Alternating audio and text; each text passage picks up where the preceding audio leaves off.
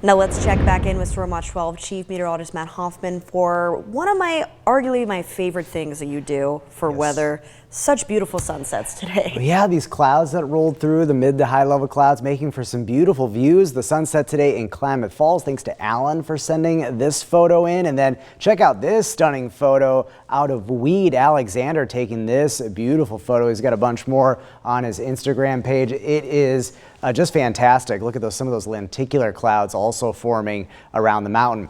Out there now, we're still tracking some of these higher level clouds and moisture. Now, rain is really not reaching the ground with a lot of this activity, maybe a few sprinkles. There are some thunderstorms in far northwest Nevada, and there's still that potential, especially into Modoc and Lake County. We could see a dry thunderstorm overnight tonight before all that energy kind of moves out for tomorrow. Winds have died down quite a bit. Still a breeze in Medford around 10 miles per hour. It's 77 degrees right now in Medford, 71 in Montague, 65 currently in Klamath Falls. And we're in the low 50s along the coast where it is very cloudy, very foggy, and there will be that potential for drizzle overnight tonight. Down to 49 in Brookings, 57 tonight in Wairika, 55 in Grants Pass, and we'll lower to 52 in Klamath Falls. Again, that threat of a shower or a dry thunderstorm along and east of the Cascades. But remember, not a lot of rain is going to reach the ground. We just have too much dry air at the lower levels of the atmosphere to really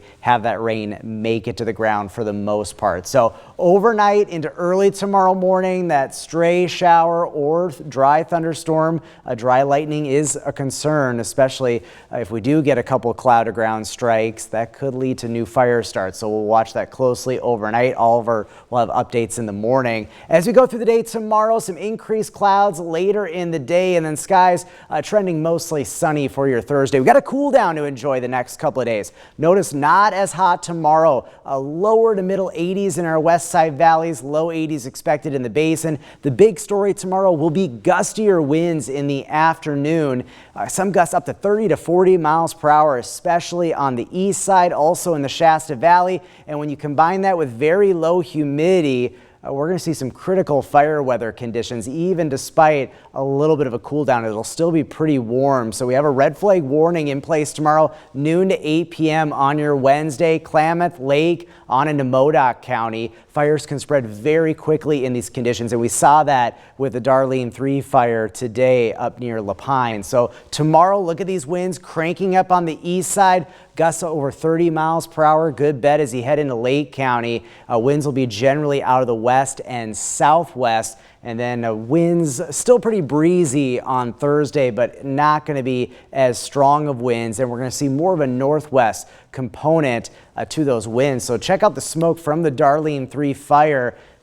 As those winds shift, we could get more of the smoke working into parts of at least Lake County as we head into Thursday, especially later Thursday. We'll keep an eye on that. Should stay generally smoke-free in the Rogue Valley. Notice the cooler temperatures, lower 80s for a couple days, then we're up near 90 on Friday with lots of sunshine. Your 7-day forecast for the coast, foggy, drizzly tomorrow along the coast, and it's going to stay cool. Temperatures likely not making it out of the 50s, brighter and warmer by Friday as winds pick up a bit. Northern California, gusty winds tomorrow. Still pretty warm with highs well into the 80s, but it won't be as hot as what we've been seeing. For the Klamath Basin, critical fire weather conditions tomorrow. Be very careful.